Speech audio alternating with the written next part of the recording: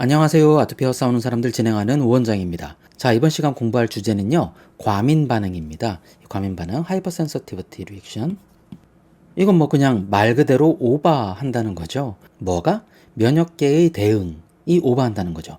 근데 그 면역계가 좀 오버하면 좀 어때요? 뭐 살다 보면은 그럴 수도 있는 거지. 라고 생각하면은 오산입니다. 왜 그러냐면은 얘들은 민간인이 아니잖아요. 군인이잖아요. 예를 들어서 문제가 없는 외부 물질인데, 그러니까 뭐 아무 문제 없는 그런 사람이 국내에 입국했는데 그 사람한테 경찰이나 군인이 과잉 대응을 한다면, 또는 멀쩡한 자기 국민들에게 군인이 갑자기 총을 들이댄다면 이거 미친 거죠. 바로 그 상황이라는 겁니다. 자, 아나필락시스, 아나 플러스 필라식스입니다.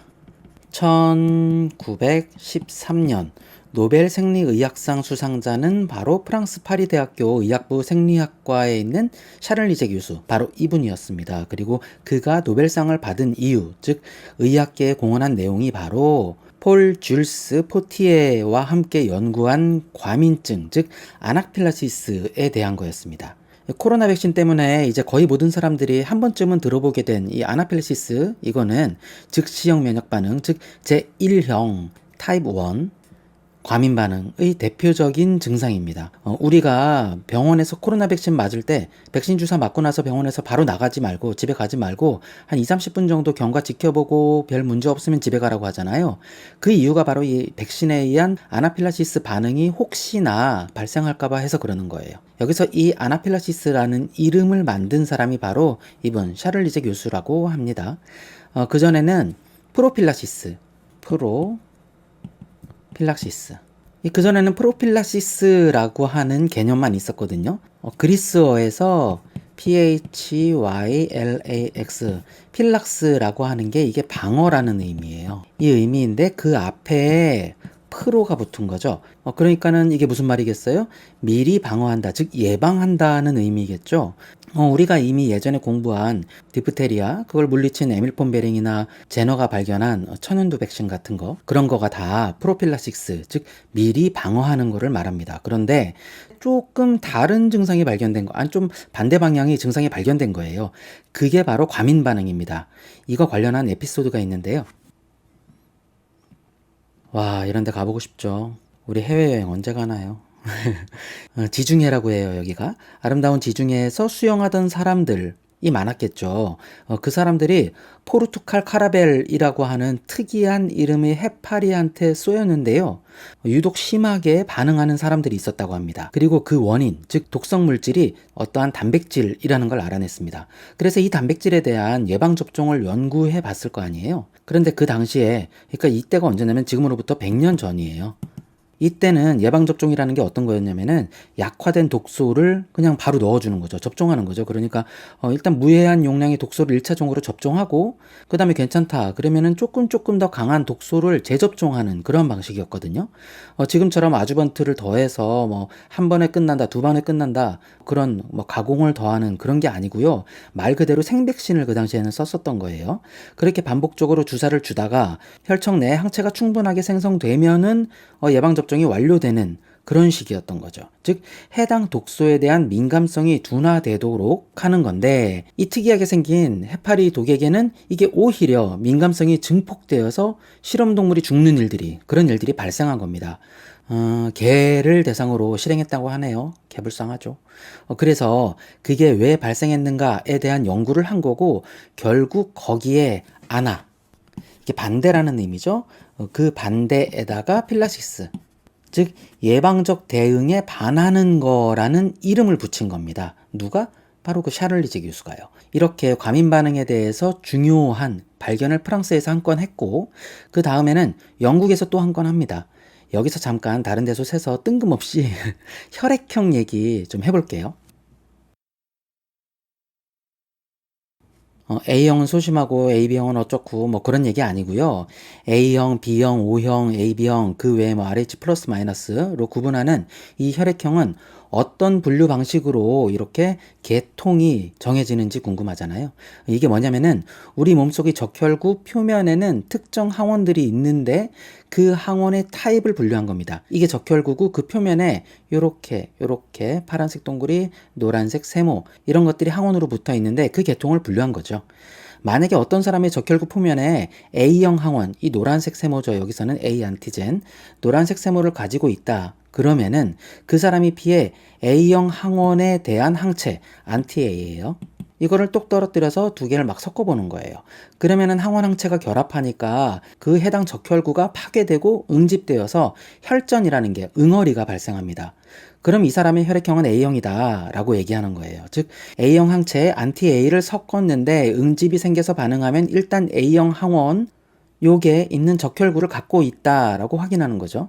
이 혈액형 B형도 똑같아요. 항원 B가 있는 거죠. 요거. 그리고 AB형은 항원 A하고 항원 B 이거 두 개 다 갖고 있는 겁니다. 그리고 O형은 뭐예요? 이 A형 항원, B형 항원이 둘 다 없는 거예요. 이렇게 혈액형 검사는 단순히 A, B 항원에 대해서 항체 안티-A, 안티-B를 섞어서 반응이 즉 혈전이 만들어지느냐 아니냐 그거를 확인하는 분류입니다.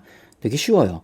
그리고 실제 혈액형 검사 키트가 안티-A, 안티-B 그리고 레서스 디펙터 이거 원숭이거든요. 이게 RH 플러스 마이너스 거를 확인해주는 그러한 시약이라고 보시면 돼요. 이 세 가지 약물을 섞어서 어디서 응집이 되는지를 보는 거예요.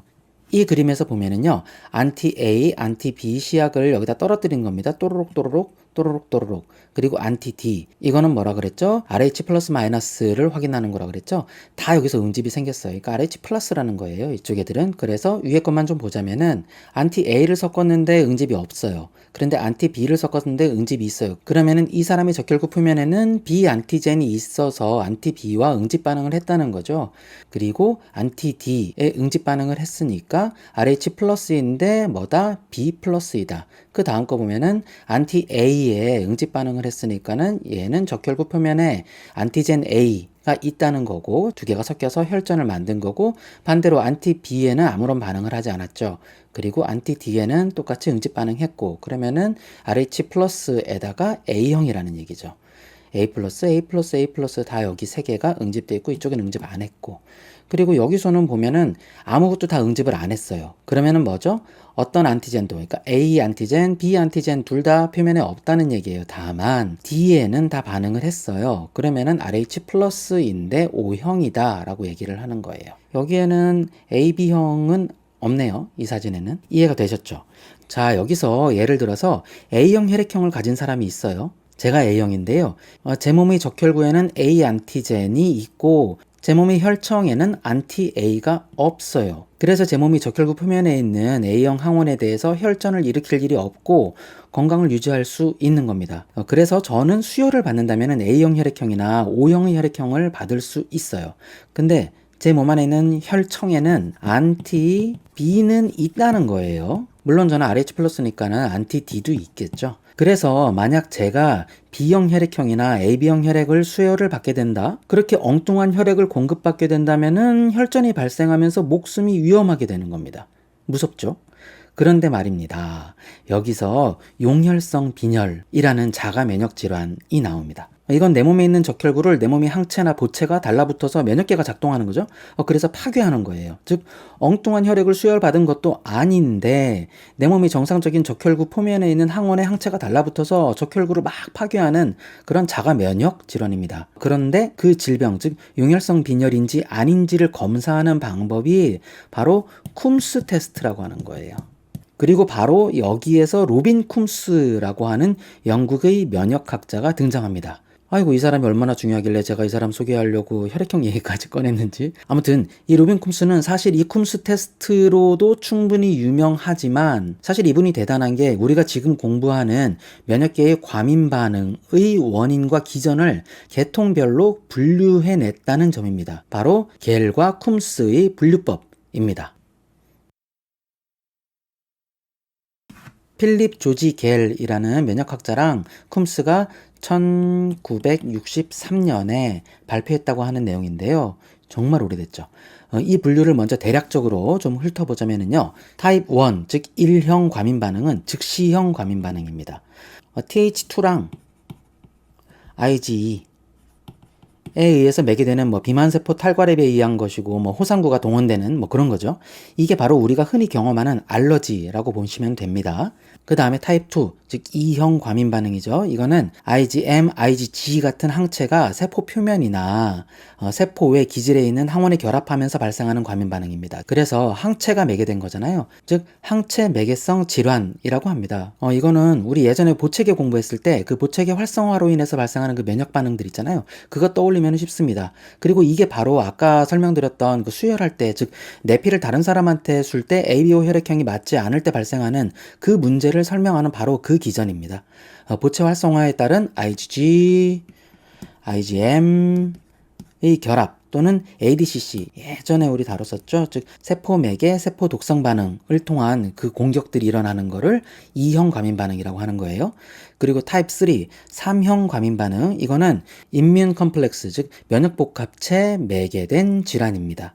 이거는 타입 2랑 좀 비슷한데요.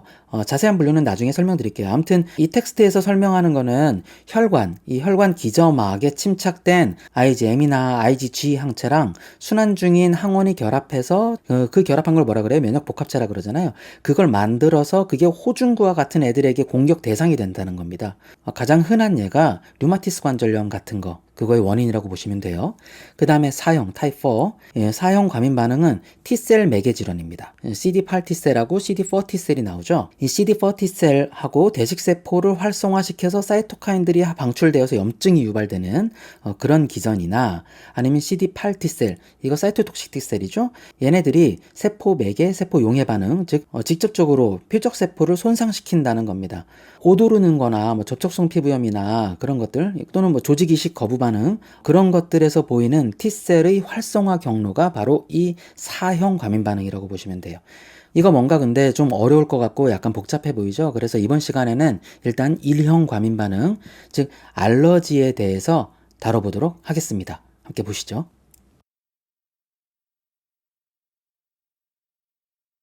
우리 예전에 이 그림 한번 다뤘어요. 호염기구, 비만세포, 그리고 TH2 그거 공부할 때 나온 내용인데요. 윕 앤 스윕, 제가 몇 번 얘기했던 것 같아요. 이게 바로 알러지죠. 아토피도 이 과정으로 설명하기도 하죠. 키워드는 뭘까요? 바로 인터루킨 4입니다. 그러면은 그 연관된 TH 헬퍼 T셀이 뭐죠? 바로 TH2죠. 그리고 B셀에 작용하는 TFH겠죠. 그렇게 TH2, TFH 같은 애들이 특정 항원에 반응해서 B셀이 활성화되면은 얘가 클래스 스위칭이 되면서 IgE를 더 많이 만들고 더 많이 뿌리고, 그 IgE가 비만세포, 여기 있죠. 마스트셀, 바소필, 호염기구 있는데, 이 IgE는 어디에 붙어 있는다 그랬어요? 마스트셀에 FC 엡실론 리셉터 1 이런 데 항상 붙어 있는데, 그 교차 신호, 즉 이물질이 들어와서 교차 신호가 켜지면은 그 비만세포 안에 있던 각종 염증 매개 물질들이 뿜어 나오게 되면서 근육이 수축하고 상피세포 투과성이 증가하고, 그리고 배상세포 고블렛셀, 여기서 점액이 줄줄 나오고, 그러니까 가렵고 기침하고 또 콧물 나오고 등등의 모든 알러지 증상이 발생하는 거죠. 문제는 이게 한 번에 끝나는 게 아니라 반복적일 때 우리한테 끔찍한 고통을 준다는 거죠. 알러지성 비염, 뭐 천식, 아토피 등등을 떠올리시면 이해가 쉽습니다. 자, 이 과정을 이제 천천히 다시 한번 알아보도록 하겠습니다. 우리 예전에 헬퍼 T셀 공부할 때 우리가 기억해야 될 몇 가지가 있었어요. 바로 헬퍼 T셀 중에서 TH1, 2, 17, 그리고 TFH, 그리고 Treg, 이렇게 5개였죠. 그리고 대표적으로 TH1은 세포 내에 있는 병원체에 대해서 인터페론 감마 또는 뭐 대식세포와 협동을 통한 대응이 대표적인 기능이었고, TH2는 세포 외부에 있는 병원체에 대응하는 거였습니다. 대표적인 게 기생충 같은 그런 애들이었죠. 헬민스 파라사이트. 연관된 사이토카인, 인터루킨 4, 5, 13 이런 거 기억나면 좋습니다. 그리고 특정 알러젠에 취약한 사람들, 이른바 알러지 소인이 있다라고 하는 사람들은 일반적인 사람들보다 특정 외부 물질에 민감하게 반응하는 거죠. 왜 그런지는 아직도 몰라요. 하지만 그 민감하다는 게 도대체 어디서 뭐가 민감해지는 거냐에 대해서는 비교적 상세하게 밝혀진 거죠. 그게 바로 TH2 그리고 TFH의 활성화입니다. 이 중에서 인터루킨 4를 분비하는 TFH가 활성화된다는 거는 2차 림프 조직, 그러니까 그 B셀들이 있는데 형질세포로, 즉 작동세포로 분화할 때 이뮤노글로불린 G가 아니라 이뮤노글로불린 IgE로 형질 전환이 된다는 거잖아요. 형질세포로 변환되는 과정이 유도된다는 거잖아요. 그래서 알러지 클리닉에서 피 검사할 때 바로 이 IgE의 양을 보는 거예요. 알러지 소인이 있는 사람들에게서는 IgE가 당연히 많이 혈액 중에 검출되니까요. 그런데 꼭 다 그런 거는 아니라고 합니다. 아무튼 그리고 TH2 얘는 인터루킨 4, 5, 13 얘를 분비해서 더 알러지 증상을 반복적으로 악화시키고, 여기서 인터루킨 5는 호상구 불러 모으는 애잖아요. 그래서 알러지 환자분들 충혈된 조직, 피부나 그런 데 보면은 호상구 침윤에 의한 조직 손상이 관찰되는 거였죠.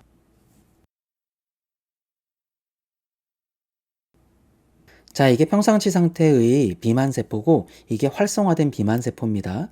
예전에 우리 호염기구하고 비만세포 그 공부할 때 FC, 엡실론 리셉터 1이라고 하는 고친화성 IgE 수용체라는 걸 배웠습니다. 즉, 호염기구하고 비만세포는 상당히 비슷한 알이 꽉 찬 그런 애들인데, 얘들은 세포 표면에 IgE를 꽉 붙잡고 있는, 아주 꽉 붙잡고 있는 수용체, 즉 FC 엡실론 리셉터 1을 갖고 있어서 평소에 IgE들이 그냥 이 수용체랑 결합해서 비만세포 표면에 다닥다닥 붙어 있다고 그렇게 공부를 했었어요. 그러니까 일반적인, 그러니까 알러지가 없는 사람들에게도 이거는 동일한 거예요. 다만 이 FC 엡실론 R1에 붙어 있는 IgE의 항원 특이성, 이게 알러지 있는 사람하고 다르다는 겁니다. 알러지 환자에게 있는 IgE는 특정 항원에 반복 노출되었을 때 더 강하게 반응하는 반면에, 이 정상인들에게 있는 IgE 얘는 비교적 다양한 항원 특이성을 갖고 있다는 의미죠. 그래서 단순히 혈액 내 IgE가 많다 적다라고 하는 그 수치가 얘는 알러지 환자다 아니다를 결정짓는 그 유일한 정답은 아니라는 겁니다. 이분이 바로 클레멘스 폰 피르게, 오스트리아 소아과 의사였습니다. 이분이 알러지라는 이름을 붙인 거예요. 알러지. 이 논문이요. 그리고 이 알러지라고 하는 거는 IgE라는 항체, 즉 미사일 때문이잖아요. 이 IgE라고 하는 거를 밝혀내고 이름을 IgE라고 붙인 면역학자가 바로 일본의 부부 면역학자인 이사자카 부부입니다. 이 두 분이요. 우리 예전에 호염기구 비만세포 그런 것들을 다룰 때에요, IgE와 FC 엡실론 R1에 대해서 공부를 했었습니다. 이뮤노글로불린, 얘네들은 이렇게 생겼다 그랬죠. Y자 모양이 미사일이라 그랬죠. 이 항체가 항원을 붙잡는 부위, 즉 FAB, 프래그먼트 안티젠 바인딩 부위라고 하는 거는 요 팔 부위, 요 손 부위였죠. 그리고 이 Ig의 성질을 규정하는 이 몸통 부위, 여기를 FC, 프래그먼트 크리스탈라이저블이라고 했는데, 여기서 그 바로 FC 부위, 이 몸통 부위, 이 끝을 발이라고 볼 수 있겠죠? 그 발과 결합하는, 즉 발로 딛는 면역세포 표면에 있는 수용체, 요거랑 결합하는 거죠. 이 수용체를 FC 리셉터라고 하는 겁니다. 그리고 이 FC 리셉터는요, IG 종류가 몇 개 있잖아요. IgG냐, 뭐 A냐, E냐, 뭐 걔네들이 FC하고 아무튼 결합을 하는데, 어떤 것과 결합을 하는지에 따라서 분류가 FCG면은 감마, 그리고 IgA면은 FC 알파, IgE면은 FC 엡실론, 이렇게 이름을 붙여서 나누게 됩니다. 바로 이 그림에서처럼요. 여기 FC 엡실론이고 알파이고 감마, 감마, 감마, 감마, 감마, 감마, 그리고 얘는 좀 다르죠. 엡실론이기도 한데 얘는 조금 다르게 생겼습니다. 그리고 이 그림에서 나타나듯이 그 리셉터에서도 또 구분이 되는 거예요. FC 감마 리셉터 1, FC 감마 리셉터 2B, 2C, 2A, 3A, 3B 이런 식으로 나눠놨습니다. 이 다 비슷하게 생겼는데 세포막 안에 있는, 세포막과 연결되어 있는 이 도메인들, 얘네들이 차이가 있는 거예요. 뭐 아무튼 지금 우리가 이 시간에 공부하는 거는, 즉 1형 과민 반응에서 나오는 FC 엡실론 리셉터라는 그 중간에 엡실론이라고 표시한 거니까 요거죠. 근데 이 수용체는 어떤 세포의 표면에 있는 거라고 했죠? 바로 비만세포, 호염기구, 호상구 같은 애들이었죠. IgE의 FC 부위와 결합한다는 얘기입니다. 이 세포들이. 그리고 얘들은 뭐죠? 세포 안에 과립하고 염증 유발 물질을 가득 담고 있는 그런 애들이었죠. 그래서 순서상으로 그림을 좀 보면은요, 항원, 즉 알러젠이 IgE를 감작시키면 IgE는 어떻게 생겼어요? 이렇게 생겼죠. Y자 모양. 그 IgE에 연결된, 여기 FC 부위에 연결된 요 FC 엡실론 리셉터 1이 신호가 전달이 오프에서 온으로 바뀌면서 비만세포, 호염기구, 호산구 얘네들이 활성화되어서 이 세포가 공격 모드로 전환되고, 그럼 그 안에 있던 얘네들 안에 있던 과립과 각종 면역계 활성화 물질, 그러니까 류코트리엔, 뭐 프로스타글랜딘, 각종 케모카인, 사이토카인 그런 애들이 발사되는 거, 그게 알러지라고 공부했습니다. 여기에서 FC 엡실론 리셉터 1 얘는 고친화력, 즉 IgE를 붙잡는 능력이 아주 강하다 그랬죠. 그래서 아무 일도 없는 평상시에도 우리 몸속에는 IgE의 대부분이 이 비만세포나 호염기구, 호상구 얘네들이 표면에 있는 이 FC 엡실론 리셉터 1에 붙어있는 채로 우리는 살아가고 있다는 점, 아주 반복적으로 많이 얘기했죠. 그걸 기억하시면 되고요. 근데 FC 엡실론 리셉터 2라고 하는 데도 있어요. 바로 그게 CD23 얘예요. 그림에서 보면 얘는 조금 다르게 생겼죠. 꽃 모양이 좀 다르죠. 얘네들은 완두콩처럼 생겼는데, 아무튼 얘는 R1, FC 엡실론 R1과 다르게 저친화 IgE 수용체입니다. 즉 IgE에 대한 친화력이 매우 낮다는 거예요. 얘는 B셀 중에서 IgE를 발현하는 B셀이 표면에서 발견됩니다. 참고로 FC 엡실론 R2 얘는 IgE 반응을 조절하는 역할을 일부 한다고 합니다. 그런데 더 자세한 내용은 저도 잘 모르고 있습니다. 자, 그 다음. 자, 우리가 여태까지는 FC 엡실론, 즉 IgE를 붙잡는 리셉터를 공부했는데요. 여기서 다룰 거는 FC 감마 리셉터입니다. 감마라고 하는 것은 뭐예요? IgG의 FCV를 붙잡는 거잖아요. 그 중에서 FC 감마 리셉터 2B 얘예요. 얘는 호중구, 호상구, 단핵세포, 대식세포, 수지상세포, B셀, 그리고 뭐 호염기구, 그런데 표면에 있다고 이 표현은 나옵니다. 근데 이게 비만세포한테도 있어요. 즉 비만세포는 FC 엡실론 R1이랑 FC 감마 리셉터 2B 얘 둘 다 갖고 있는 겁니다. 즉 IgE랑도 결합하고 IgG랑도 결합한다는 얘기죠. 비만세포가. 다만 여기에서 FC 감마 R2B 얘는 면역 수용체 인산 억제 모티브, 즉 ITIM입니다. 요거요. 얘만 색깔이 파란색이죠. 나머지는 ITAM이죠. 색깔이 다르죠. 대부분 ITAM 이건 뭐냐면은 이뮤노 리셉터 티로신 베이스드 액티베이션 모티브, 즉 액티브 활성화시키는 신호를 전달하는 건데, 얘만 ITIM, 즉 반대로 억제하는 신호를 작동시킨다는 얘기입니다. 정리하자면 뭐겠어요? 비만세포는 IgE도 붙잡고 IgG도 붙잡는데, IgE를 붙잡으면은 활성화 신호가 켜지는 거고, 만약에 IgG를 붙잡으면 활성화가 억제된다는 말입니다. 어떻게 보면은 항원 물질이 들어왔을 때 IgE에 의한 신호보다 IgG에 의한 신호가 더 크게 비만세포한테 작동을 하면은 알러지 발생을 중단시킬 수 있다, 억제할 수 있다라는 얘기도 가능하다는 거죠. 자, 그러면은 FC 리셉터에 대한 공부는 이 정도로 하고요. 다시 일형 과민 반응으로 돌아가자면은 IgE가 붙어있던 FC 엡실론 R1을 통해 활성화 신호가 비만세포에게 전달되면 이른바 사건이 터지는 그건데, 그 그림을 같이 보시죠.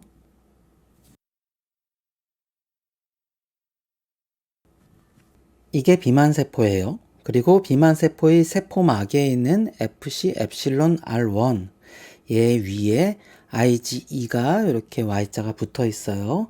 그리고 그 IgE의 FABV, 안티젠 바인딩 부위에 알러젠이 이렇게 교차 결합, 하나만 결합해 있는 게 아니라 교차 결합 2개 이상한테 결합되어 있습니다. 그러면은 신호 전달 사슬 내에 ITAM, 즉 액티베이션 모티브가 인산화되면서 P가 달라붙는 거죠. 그럼 그 이후에 비만세포 안에서의 신호 전달 경로가 이 세 가지 경로로 이렇게 설명이 되는데요. 이 첫 번째 경로는 이미 만들어져 있는 매개체들이 있는 과립들, 그것들이 방출되고, 즉 과립 방출이 일어나고 혈관 활성 아민류, 그리고 프로테이즈, 즉 단백분해 효소가 분비되는 거죠. 혈관 활성 아민류들은 혈관을 확장시키고 평활근 수축시키고, 단백분해 효소들은 주변 조직을 손상시키게 됩니다. 그리고 여기서 혈관 활성 아민이라고 하는 거, 이 중에서 대표적인 게 바로 히스타민이죠. 우리 호염기구 공부할 때 소개해드렸던 것처럼 그 히스타민의 이름이 바로 조직 내, 그러니까 히스토아민, 조직 내에서 발견된 아민류라고 하는 질소 화합물이니까 그래서 히스타민, 아민류가 방출되는 거 그겁니다. 참고로 이 아민이라고 하는 거, 이거 중에서 대표적인 게 바로 뭐 히스타민, 도파민 뭐 그런 거예요. 그리고 두 번째 경로는 아라키도닉 엑시드, 즉 아라키도닉 산인데요. 이 효소에 의해서 변화된 아라키돈산입니다. 이 비만세포 안에서 얘들이 활성화되어서 분비된다는 건데요. 그게 바로 프로스타그란딘하고 류코트리엔 같은 거죠. 얘네들 역시 혈관 확장시키고 평활근 수축시키고 그런 역할을 하는 거고, 여기서 류코트리엔, 얘네들이 계속 근육을 수축시켜서 폐의 기관지를, 그러니까 호흡기 통로를 좁게 만들어서 호흡이 힘들고 숨 쉴 때 쌕쌕 소리가 나고 기도 폐쇄로 사람 죽게 만드는 그 천식 아스마의 주요 증상 유발 인자라고 보시면 됩니다. 류코트리엔이. 그리고 이 세 번째 경로, 얘는 사이토카인 유전자의 전사 활성화입니다. 이게 뭐예요? 사이토카인 만드는 그 공장을 돌린다는 겁니다. 예를 들어서 TNF 같은 거, 이런 애들이 염증 키우고 백혈구를, 다른 백혈구들을 소집한다, 그런 내용입니다. 결과적으로 이렇게 활성화된 비만세포의 작용에 의해서 나타나는 증상들이, 이게 바로 혈관 확장, 그리고 평활근 수축, 그러니까 띵띵 부으면서 기침하거나 설사하거나 콧물 줄줄 흘리거나 그러는 겁니다. 그걸 알러지 초기 반응, 즉 전기 반응이라고 하고요. 알러젠 감작 후에 몇 분 안에 얘네들이 발생하는 거죠. 그리고 몇 시간 지난 후에 지속되는 반응을 이제 후기 반응이라 그래요. 그 후기 반응은 염증 반응입니다. 이건 어떤 면역세포가 주도하냐면은 바로 TH2하고 호산구하고 호중구입니다. 염증에 빠질 수 없는 게 호중구죠. 비만세포에서 나온 TNF, 종양괴사인자죠. 얘랑 인터루킨4, TH2랑 연관이 있죠. 얘네들이 불러 모으는 면역세포들의 그 작용이라고 보면 되는 겁니다. 그게 후기 반응이에요. 아무튼 이런 기전으로 발생하는 가장 대표적인 증상, 병명, 바로 그게 헤이피버라고 하잖아요. 이거 뭐 우리나라 말로 건초열, 고초열이라고 하는데 이 말이 사실 저는 더 어려웠어요. 더 부자연스럽고. 마른 풀떼기 같은 것들 때문에 발생하는 알러지 증상, 그런 걸 얘기하는 건데, 그냥 뭐 알러지 비염이죠. 뭐 기침이랑 콧물 질질 뭐 그런 거고, 음식 알러지는 폭풍 설사, 뭐 구토, 그런 거 초래하는 거죠. 그런데 즉시형 과민 반응 중에서 다른 애들하고 급이 다른 가장 무서운 거가 바로 이겁니다. 아나필락시스. 벌초하다가 벌에 쏘여서 사람이 죽었다는 기사 같은 거 가끔 있었잖아요. 그리고 우리나라에서는 드물지만 해외에서는 땅콩잼 먹어서 뭐 사람 죽었다는 그런 뉴스들도 있고, 아무튼 그때 말하는 이상 반응이라는 게 바로 이 아나필락시스입니다. 이 아나필락시스의 대표적인 증상은 바로 부종입니다. 붓는 거죠. 거의 모든 점막 조직이 붓는다고 보면 되고요. 특히 후두부, 그러니까 목구멍 쪽의 조직이 부어서 숨구멍이 막히는 거예요. 그리고 기관지 평활근들도 수축되어서 기관지가 좁아져서 스트라이더, 즉 쌕쌕거리고 호흡이 짧아지고 두통도 있을 수 있고요. 그리고 앵자이어티, 불안장애 같은 거가 생기거나 의식이 흐려지기도 합니다. 그리고 복통이 생기고 혈압이 뚝 떨어지면서 심장이 빨리 뛰고 피부가 붓고 또 가렵습니다. 전신에 있는 비만세포가 갑자기 탈과립을 팡 하면서 발생하는 신호 전달이에요. 말 그대로 응급처치를 해야 되는데요. 그 응급처치로 대표적인 게 바로 에피네프린 주사죠. 여기서 아드레날린이라고 하는 게 바로 에피네프린입니다. 이른바 스트레스 호르몬, 그러니까 스트레스 반응할 때 나오는 호르몬, 신경 전달 물질, 말 그대로 빡칠 때 상황을 생각해 보시면 돼요. 얘는 원래 우리 몸의 그 콩팥, 요거 신장이죠. 요거 위에 아드레날 글랜드, 그러니까 부신이라고 내분비 기관이 있어요. 거기하고 뇌 아래쪽, 요쪽에 연수, 그러니까 메줄라 오블롱가타라고 하는 데가 있거든요. 거기서 생성되는 건데요. 그 아래가 바로 척수죠. 아무튼 이 에피네프린 이름 자체가 에피 플러스 네프로스, 즉 신장 위에 있다는 그런 의미입니다. 신장 위에서 분비되는 거니까요. 존 아벨이라는 생화학자가 1897년에 이름을 붙였다고 하네요. 이 1895년에 아드레날린을 처음으로 분리해낸 폴란드의 생리학자 이름이 좀 웃긴데요. 얘 이름이 나폴레옹 시불스키입니다. 스트레스 받는 이름 맞죠? 시불스키. 에프네프린, 즉 아드레날린, 얘의 기능은 히스타민 방출 시의 변화, 이쪽의 변화와 대조해 보면은 이해가 좀 쉽습니다. 혈관에 애들이 빵 뿌려지면은요, 호흡 기능이 강화되면서 간에 저장되어 있던 글라이코겐이 글루코즈로 변환되면서 에너지가 공급됩니다. 그래서 혈압이 올라가고 동공이 확대되고 심박이 빨라지고 소화 기능이 떨어지게 됩니다. 즉 기도 수축이 되어서 호흡이 약해지고 혈관 투과도가 증가되어서 혈류량도 떨어지고 그리고 혈관 허탈이 일어나고 그래서 빈맥이 되어가던 헐떡거리던 심장에 다시 혈액 공급을 늘려주는 게 바로 에피네프린, 아드레날린 주사라는 거죠. 그래서 그냥 바로 허벅지에 망설임 없이 그냥 푹 꽂아서 주사를 해줘야 아나필락시스로 죽어가는 사람이 살아나게 되는 겁니다. 더군다나 에피네프린은 비만세포의 탈과립까지도 억제하는 그런 효과가 있으니까 좋은 거죠. 이런 에피네프린은 그 아나필락시스와 같은 강력한 이런 과민 반응에 대응하는 약물이고 그것보다 조금 그나마 얌전한 증상들이라고 할 수 있죠. 비염이나 알러지 피부염과 같은 거, 가려운 거나 콧물 재채기 그런 증상들 있잖아요. 그런 과민 반응에는 안티히스타민 즉 항히스타민제 정도로 증상 완화가 가능한 거죠. 이 항히스타민제 얘도 우리 예전에 호염기구 또는 비만세포 공부할 때 히스타민 하면서 우리가 공부를 했던 거로 저는 기억을 하는데요. 얘들은 기본적으로 히스타민 수용체에 대신해서 결합하는 등의 그 차단 효과, 그러니까 히스타민에 의한 조직의 반응을 줄여주는 기능으로 투약이 되는 거죠. 참고로 제가 환절기 때마다 먹고 사는 그 지리텍이라는 약물은 항히스타민제에 충혈 완화제가 결합된 거라고 합니다. 그 외에도 류코트리엔 기량제도 있고 스테로이드를 쓰기도 합니다. 어떻게든 과민화된 면역 반응을 중단시키는 거라고 보면 되겠죠. 자, 이번 시간은 이 정도로 마무리하고요. 다음 시간에는 우리 남은 거 있죠? 과민 반응 두 번째, 세 번째, 네 번째 타입에 대해서 계속해서 공부해 보도록 하겠습니다. 고맙습니다. 끝! I want to care my